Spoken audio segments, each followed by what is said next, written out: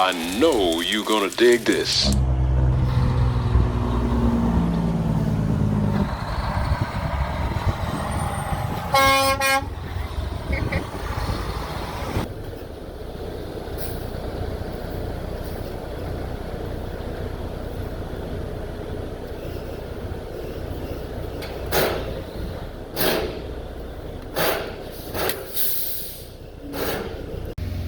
Alright, right now we got this heater running, we got this ACU running, and it's powered by the generator right now. We're at ELW, and they're just trying to see if we can get this thing running hard enough to where it'll foam out again. So far, nothing.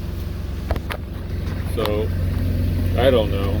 We're trying to see if it'll redo it again and see if we can see if it is a gasket. They're testing everything out before they even touch it, so I respect them for that. I really appreciate that. That's why I came here, is because everybody trusts them. So and we got prices for the other stuff, like a brand new one, and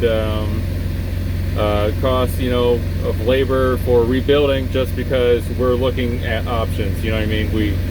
We don't wait until the last minute, like, oh, this is it, so now we gotta do this. No, we usually try to line stuff up just in case it's a worst case scenario, and we can be better prepared for it once we get a final answer. And I'm glad we came here, because the labor's not as bad and everybody trusts them. Or I don't know what the labor is, but it sounds like it's not near as bad as like a Freightliner or maybe a Carrier. I don't know, but so far so good. I really trust the guy, even having him work on the Espar heater, because it trips off by itself and it doesn't want to turn on sometimes, and he thinks it might be a glow plug. He says he can't, you know, honor the warranty because we didn't get it here or whatever, but I'm okay with that. I'd rather just pay him, have it fixed, get it over with, because it's not going to be, it would just cause more downtime and more fuel costs just to take it to Fort Wayne. You know, I'm in a Central Ohio right now, so it's kind of the distance, and then I gotta wait for an opening at Fort Wayne, you know, so it's better to get it done and over with right now.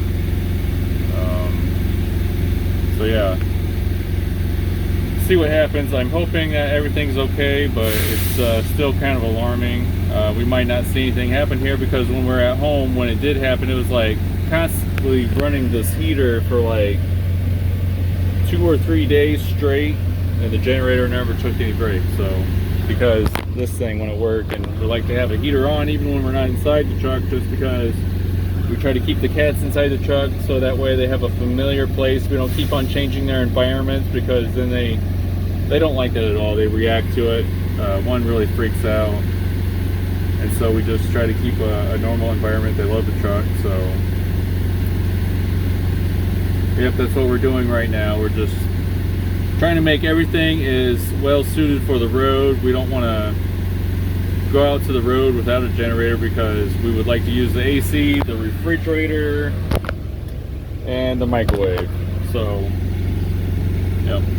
The truck was at ELW for a very long time. The generator was running, the refrigerator was on, the heater was running, the AC unit was running, and it did not overheat. The coolant didn't foam up. It didn't seem to repeat itself on what it did like a few days before.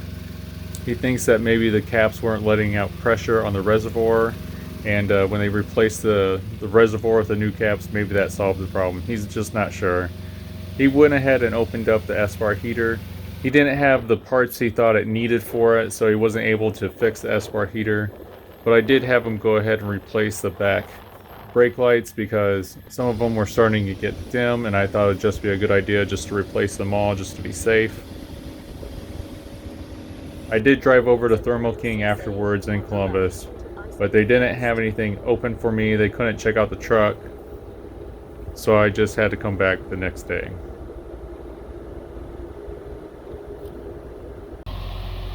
By the time I got back home, it was completely dark outside, and I thought, what a perfect time to check to see how good these brake lights are. Let us know down in the comments down below what you think of the new brake lights. I personally, I like them a lot.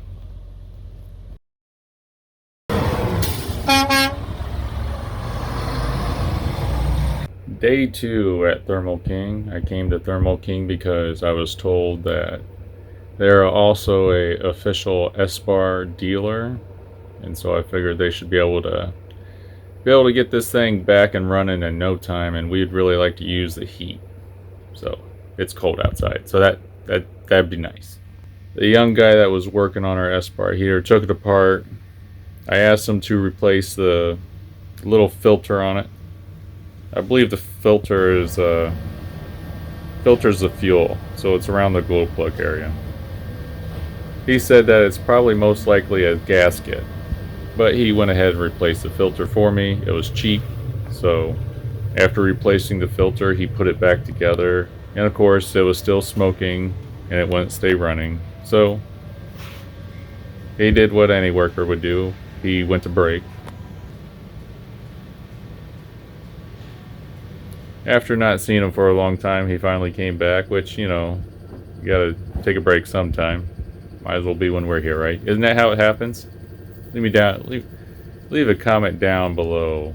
Does this happen to you a lot? He comes back from break, he takes the Espar heater completely out of the truck, takes the gasket off, puts the new one on, puts it back together, and voila, it finally works. No more smoke. I'm very thankful, regardless how much time it took, or if he took his break while I was there. It has to happen to somebody, might as well be us, right? I'm just thankful that he got it fixed, and we have heat. We're good to go. I go ahead and bring the truck back home.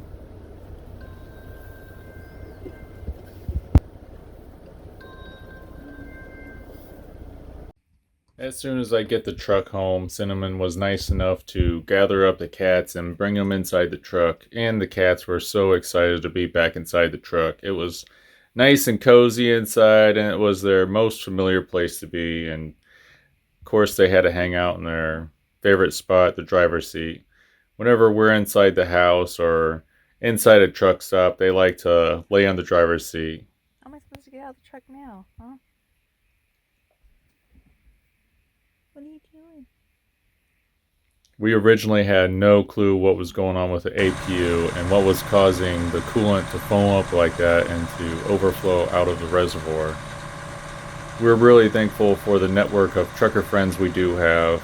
We had a lot of suggestions, and the most common was agreement on ELW. So we're glad to have our network of trucker friends, Jason and Patrick Lee.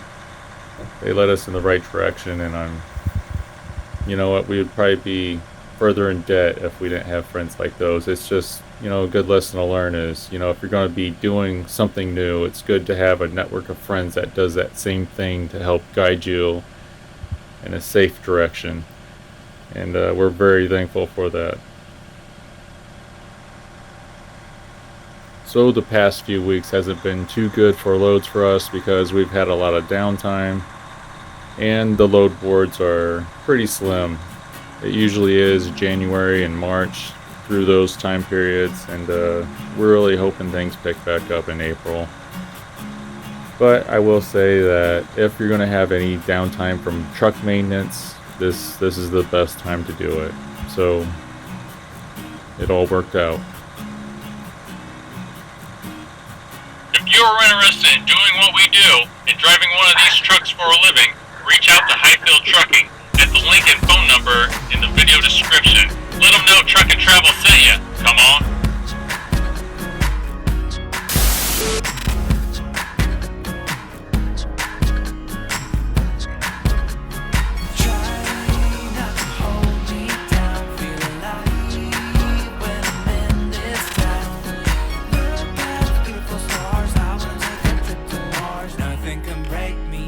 Nothing can break me.